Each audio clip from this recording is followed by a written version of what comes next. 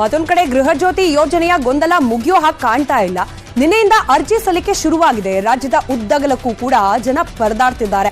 ಕೊಪ್ಪಳ ಜಿಲ್ಲಾಡಳಿತ ಭವನದಲ್ಲಿರೋ ಕರ್ನಾಟಕ ಒನ್ ಕೇಂದ್ರದಲ್ಲಿ ನಿನ್ನೆಯಿಂದ ಇಲ್ಲಿವರೆಗೆ ಕೇವಲ 5 ಮಂದಿ ಮಾತ್ರ ಅರ್ಜಿ ಸಲ್ಲಿಕೆ ಮಾಡಿದ್ದಾರೆ. ಸರ್ವರ್ ಸಮಸ್ಯೆಯಿಂದಾಗಿ ಜನ ಕಾದು ಸುಸ್ತಾಗಿದ್ದಾರೆ.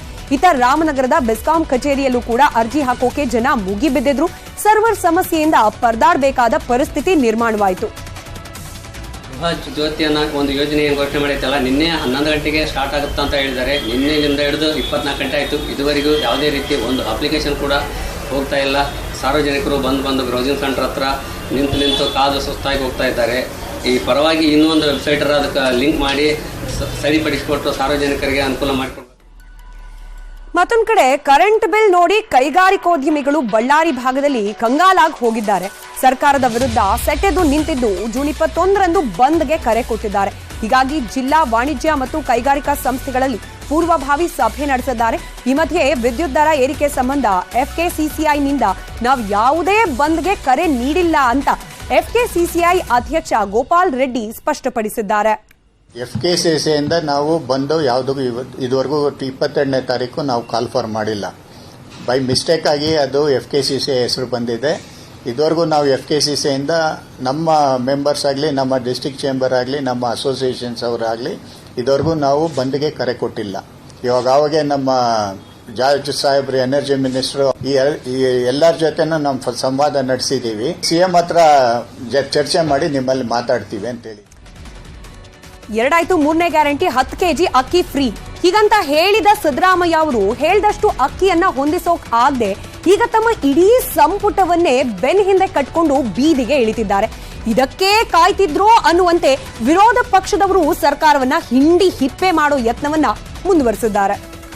ಆಂಧ್ರದಲ್ಲಿ ಅಕ್ಕಿ ಸಿಗ್ತಾ ಇಲ್ಲ, ತೆಲಂಗಾಣದಲ್ಲಿ ಅಕ್ಕಿ ಸಿಗ್ತಾ ಇಲ್ಲ. 2,28,000 ಮೆಟ್ರಿಕ್ ಟನ್. ಪಂಜಾಬ್ನಲ್ಲಿ ಸಿಗ್ತಾ ಇಲ್ಲ. ಎಲ್ಲಿ ಭತ್ತ ಬೆಳೀತಾರೆ ಅಲ್ಲೆಲ್ಲೂ ಕೂಡ ಸಿಗ್ತಾ ಇಲ್ಲ. ಕೇಂದ್ರ ಸರ್ಕಾರ ಬಡವರಿಗೆ ಅಕ್ಕಿ ಕೊಡಬಾರದು ಅಂತ ಹೇಳಿ ನಮಗೆ ತೊಂದರೆ ಕೊಡ್ಲಿಕ್ಕೆ ಹೊರಟಿದ್ದಾರೆ. ಸೊ ಅದಕ್ಕೆಲ್ಲ ಜಿಲ್ಲಾ ಕೇಂದ್ರದಲ್ಲೂ ಕೂಡ ನಾವು ಪ್ರತಿಭಟನೆಯನ್ನ ಕಾಂಗ್ರೆಸ್ ಪಕ್ಷ ವತಿಯಿಂದ ಮಾಡ್ತಾರೆ. ಯಾಕೆ 25 ಜನ ಎಂಪಿಗಳಿದ್ದಾರೆ, ಯಾಕೆ ಹೇಳ್ಬಾರ್ದು ಕೇಂದ್ರ ಸರ್ಕಾರಕ್ಕೆ? ಇವರಿಗೆ ಒತ್ತಡ ಹಾಕೋಕ್ಕಾಗೋದಿಲ್ಲ ಅವರಿಗೆ ಕೇಂದ್ರ ಸರ್ಕಾರದ ಮೇಲೆ. ಕಾಂಗ್ರೆಸ್ ಸರ್ಕಾರದ ಘಟಾನುಘಟಿಗಳ ಮಾತು ಕೇಳಿದ್ರಲ್ಲ, ಅಲ್ಲಿಗೆ ಏನ್ ಮ್ಯಾಟ್ರು ಅನ್ನೋದು ನಿಮ್ಗೆ ಕ್ಲಿಯರ್ ಆಗಿದೆ ಅಲ್ವಾ? ಆಗಿರ್ಲಿ, ಆಗಿಲ್ಲ ಅಂದ್ರೂ ಪರವಾಗಿಲ್ಲ, ಇನ್ನೊಂದ್ಸಲ ಕ್ಲಾರಿಟಿ ಕೊಡ್ತೀವಿ, ಕೇಳಿಸ್ಕೊಳ್ಳಿ.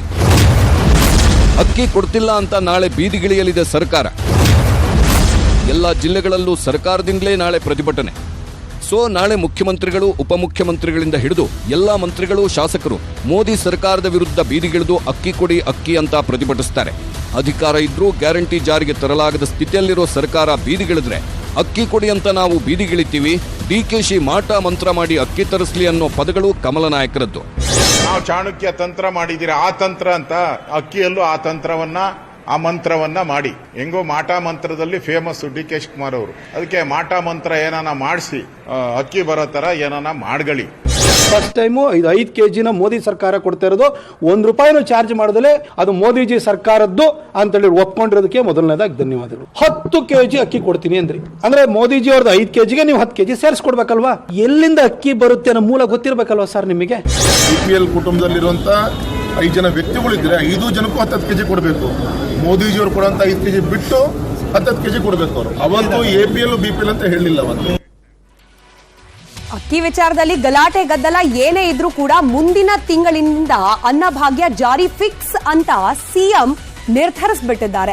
ಅಕ್ಕಿ ಸಿಗದೆ ಈ ಗ್ಯಾರಂಟಿ ಜಾರಿ ಹೆಂಗೆ ಅನ್ನೋ ಪ್ರಶ್ನೆಗೆ 4-5 ಮಾರ್ಗೋಪಾಯಗಳನ್ನ ಕೂಡ ಕಂಡುಕೊಂಡಂತಿದೆ ಸಿದ್ದರಾಮಯ್ಯ ಅವರು.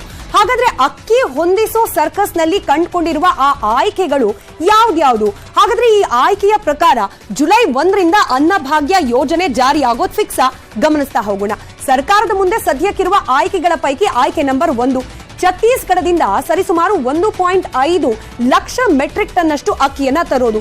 ಬಟ್ ಈ ಪ್ರಮಾಣದಲ್ಲಿ ಅಕ್ಕಿ ತಂದ್ರೂ ಕೂಡ ಕೇವಲ 1 ತಿಂಗಳಿಗೆ ಅನ್ನಭಾಗ್ಯದ ಯೋಜನೆಯ ಅನುಷ್ಠಾನಕ್ಕೆ ಮಾತ್ರ ಇದು ಸಾಕಾಗುತ್ತೆ. ಹೀಗಾಗಿ ಇಡೀ ವರ್ಷ ಕೊಡೋದಕ್ಕೆ ಏನ್ ಮಾಡೋದು ಅನ್ನೋ ಪ್ರಶ್ನೆ ಇನ್ನೂ ಕೂಡ ಹಾಗೆ ಉಳಿಯುತ್ತೆ, ತಲೆ ಬಿಸಿ ಮುಂದುವರಿಯುತ್ತೆ. ಆಯ್ಕೆ ನಂಬರ್ 2, ಹಾಗಾದ್ರೆ ಛತ್ತೀಸ್ಗಢವನ್ನ ಹೊರತುಪಡಿಸಿ ಬೇರೆ ಏನ್ ಮಾಡಬಹುದು, ಬೇರೆ ಯಾವ ಮಾರ್ಗ ಅದನ್ನ ಗಮನಿಸಿದ್ರೆ ಈಗ ಅಕ್ಕಿ ಭರವಸೆಯನ್ನ ಪಂಜಾಬ್ ಸರ್ಕಾರ ಕೊಡ್ತಾ ಇದೆ. ಅಂದ್ರೆ ನಾವು ಕೂಡ ಅಕ್ಕಿಯನ್ನ ನಿಮಗೆ ಕೊಡ್ತೀವಿ ಅಂತ ಹೇಳಿ ಒಂದು ಹಂತಕ್ಕೆ ಒಪ್ಪಂದಕ್ಕೆ ಸಹಿಯನ್ನ ಹಾಕುವ ನಿರ್ಧಾರಕ್ಕೆ ಪಂಜಾಬ್ ಸರ್ಕಾರ ಬಂದಿದೆ. ಇದನ್ನ ಸ್ಪಷ್ಟಪಡಿಸಿರೋದು ಆಮ್ ಆದ್ಮಿ ಪಕ್ಷ. ಅಂದ್ರೆ ಪಂಜಾಬ್ನಲ್ಲಿ ಆಮ್ ಆದ್ಮಿ ಪಕ್ಷ ಆಡಳಿತದಲ್ಲಿದೆ. ಅದೇ ಪಕ್ಷದ ಕರ್ನಾಟಕದ ರಾಜ್ಯಾಧ್ಯಕ್ಷರಾದ ಪೃಥ್ವಿ ರೆಡ್ಡಿ ಅವರೇ ಖುದ್ದು ಸಿಎಂ ಅವರಿಗೆ ಭರವಸೆ ಕೊಟ್ಟಿದ್ದಾರೆ, ಪಂಜಾಬ್ನಿಂದ ಅಕ್ಕಿ ತರಿಸ್ಕೊಡೋ ಪ್ರಯತ್ನ ಆಗತ್ತೆ ಅನ್ನೋ ಬಗ್ಗೆ. ಇದೆರಡರ ಜೊತೆಗೆ ಮತ್ತೊಂದು ಆಯ್ಕೆ ಇದೆ, ಮೂರನೇ ಆಯ್ಕೆ, ಅದನ್ನು ಕೂಡ ಗಮನಿಸ್ಬಿಡೋಣ. ಈಗ ಅಕ್ಕಿ ಸಂಪೂರ್ಣವಾಗಿ 10 ಕೆಜಿ ಕೊಡೋಕ್ ಆಗದೆ ಹೋದ್ರೆ ಏನ್ ಮಾಡೋದು? 5 ಕೆಜಿ ಹೇಗೂ ಕೂಡ ಕೇಂದ್ರ ಸರ್ಕಾರದ ಕಡೆಯಿಂದ ಬರ್ತಾ ಇದೆ. ಈ 5 ಕೆಜಿ ಅಕ್ಕಿ ಜೊತೆಗೆ 3 ಕೆಜಿಯಷ್ಟು ಗೋಧಿಯನ್ನ ಹಾಗೆ 2 ಕೆಜಿಯಷ್ಟು ರಾಗಿಯನ್ನ ಕೊಡೋ ನಿರ್ಧಾರವನ್ನ ಮಾಡಲಾಗ್ತಾ ಇದೆ. ರಾಗಿ ಹೇಳಿ ಕೇಳಿ ಹಳೆ ಮೈಸೂರು ಭಾಗದಲ್ಲಿ ಹೆಚ್ಚಾಗಿ ಬಳಸೋ ಧಾನ್ಯ ಆಗಿರೋದ್ರಿಂದ ಈ ರೀತಿಯಾಗಿ ಗೋಧಿ ಪ್ಲಸ್ ರಾಗಿ ಪ್ಲಸ್ ಅಕ್ಕಿ ಕೊಟ್ರೆ ಹಳೆ ಮೈಸೂರು ಭಾಗದ ಜನರಿಗೆ ಅನುಕೂಲ ಆಗಬಹುದು ಅನ್ನೋ ಲೆಕ್ಕಾಚಾರ. ಕೇವಲ ಹಳೆ ಮೈಸೂರು ಭಾಗದ ಲೆಕ್ಕಾಚಾರಕ್ಕೆ ಸೀಮಿತವಾಗೋಕ್ ಸಾಧ್ಯ ಇಲ್ಲವಲ್ಲ. ಹೀಗಾಗಿ ಆಯ್ಕೆ ಸಂಖ್ಯೆ 4 ಏನದು? 5 ಕೆಜಿ ಕೇಂದ್ರದಿಂದ ಕೊಡ್ತಾ ಇರುವ ಅಕ್ಕಿ, ಅದರ ಜೊತೆಗೆ 2 ಕೆಜಿ ಜೋಳ ಹಾಗೆ 3 ಕೆಜಿ ಗೋಧಿಯನ್ನ ಕೊಡೋ ನಿರ್ಧಾರಕ್ಕೆ ಸರ್ಕಾರ ಬರೋ ಸಾಧ್ಯತೆ ಇದೆ. ಉತ್ತರ ಕರ್ನಾಟಕ ಭಾಗದ ಮಂದಿ ಜೋಳದ ರೊಟ್ಟಿ ಹೆಚ್ಚಾಗಿ ಬಳಸ್ತಾರೆ. ಜೋಳವನ್ನ ಹೆಚ್ಚಾಗಿ ಬಳಸೋದ್ರಿಂದ ಈ 10 ಕೆಜಿ ಅಕ್ಕಿ ಬದಲಿಗೆ 5 ಕೆಜಿ ಅಕ್ಕಿ ಜೊತೆಗೆ ಗೋಧಿ ಪ್ಲಸ್ ಜೋಳ ಕೊಟ್ರೆ ಆ ಮಂದಿ ಕೂಡ ಒಂದಷ್ಟು ಸಂತೃಪ್ತರ ಆಗ್ಬೋದು ಅನ್ನೋ ಲೆಕ್ಕಾಚಾರ. ಇದಿಷ್ಟು ಆಗದೆ ಹೋದ್ರೆ ಆಯ್ಕೆ ಸಂಖ್ಯೆ 5 ಕೂಡ ಇದೆ. ಅದೇನು ಹಾಗಾದ್ರೆ? 5 ಕೆಜಿ ಕೇಂದ್ರದಿಂದ ಸಿಗುವ ಅಕ್ಕಿ, ಅದರ ಜೊತೆಗೆ 4 ಕೆಜಿ ರಾಗಿ ಅಥವಾ ಜೋಳ ಆಯಾ ಪ್ರದೇಶಕ್ಕೆ ಸಂಬಂಧಪಟ್ಟ ಹಾಗೆ ನಿರ್ಧಾರ ಮಾಡಲಾಗುತ್ತೆ. ರಾಗಿ ಕೊಡ್ಬೇಕಾ ಜೋಳ ಕೊಡ್ಬೇಕು ಅಂತ ಹೇಳಿ. ಇದರ ಜೊತೆಗೆ 1 ಕೆಜಿ ಧಾನ್ಯಗಳನ್ನ, ಅಂದ್ರೆ ಬೇಳೆ, ಹೆಸರು ಕಾಳು, ಯಾವುದು ಕಡಿಮೆ ದುಡ್ಡಿಗೆ ಸಿಗುತ್ತಾ ಅದನ್ನ ಕೊಡಬೇಕು ಅನ್ನೋದು. ಅದರಲ್ಲೂ ಕರ್ನಾಟಕ ಹೇಳಬೇಕು ಅಂತಂದ್ರೆ ಹೇರಳವಾಗಿ ಈ ದ್ವಿದಳ ಧಾನ್ಯವನ್ನ ಬೆಳೆಯೋ ರಾಜ್ಯಗಳ ಪೈಕಿ ಕರ್ನಾಟಕ ಕೂಡ ಅಗ್ರಸ್ಥಾನದಲ್ಲಿ ನಿಲ್ಲುತ್ತೆ. ಹೀಗಾಗಿ ಈ ವಿಚಾರದಲ್ಲಿ, ಅಂದ್ರೆ ಧಾನ್ಯಗಳ ವಿಚಾರದಲ್ಲಿ ಕೊರತೆ ಉಂಟಾಗೋ ಸಾಧ್ಯತೆಗಳು ಕಡಿಮೆ ಇದೆ. ಹೀಗಾಗಿ ಧಾನ್ಯಗಳನ್ನ ಕೊಡೋ ನಿರ್ಧಾರಕ್ಕೂ ಕೂಡ ಸರ್ಕಾರ ಬರ್ತಾ ಇದೆ.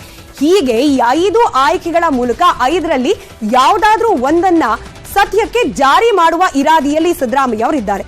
ಸದ್ಯಕ್ಕೆ ಈ 5 ಆಯ್ಕೆಗಳ ಬಗ್ಗೆ ಸಿದ್ದರಾಮಯ್ಯ ಸರ್ಕಾರ ಗಂಭೀರವಾಗಿ ಆಲೋಚನೆ ಮಾಡ್ತಾ ಇದೆ. ಈ ಆಲೋಚನೆಗೆ ಪುಷ್ಟಿ ಕೊಡುವಂತಿದೆ ಸಿದ್ದರಾಮಯ್ಯನವರ tweet. CM of Karnataka Twitter ಖಾತೆಯಿಂದ ರಾಗಿ ಜೋಳ ಕೊಡುವ ಬಗ್ಗೆ ಟ್ವೀಟ್ ಕೂಡ ಮಾಡಲಾಗಿದೆ. ರಾಜ್ಯದಲ್ಲಿ ರಾಗಿ ಜೋಳವನ್ನ 6 ತಿಂಗಳವರೆಗೆ ತಲಾ 2 ಕೆಜಿ ಕೊಡುವಷ್ಟು ಮಾತ್ರ ದಾಸ್ತಾನು ಲಭ್ಯ ಇದೆ. ಹಳೆ ಮೈಸೂರು ಭಾಗದ ಜನರಿಗೆ 2 ಕೆಜಿ ರಾಗಿ ಹಾಗೆ ಹೈದರಾಬಾದ್ ಕರ್ನಾಟಕ, ಮುಂಬೈ ಕರ್ನಾಟಕ ಭಾಗದ ಜನರಿಗೆ 2 ಕೆಜಿ ಜೋಳ ನೀಡಬಹುದು ಅಂತ ಟ್ವೀಟ್ ಕೂಡ ಮಾಡಲಾಗಿದೆ. ಅಲ್ಲಿಗೆ ಈ ಅಕ್ಕಿ ಬದಲು ಏನು ಅನ್ನೋ ಮಾರ್ಗೋಪಾಯಕ್ಕೆ ಒಂದಷ್ಟು ತಾತ್ಕಾಲಿಕ ಉತ್ತರವನ್ನ ಸರ್ಕಾರ ಕಂಡುಕೊಳ್ಳೋ ನಿಟ್ಟಿನಲ್ಲಿ ಹೆಜ್ಜೆ ಹಾಕ್ತಾ ಇದೆ.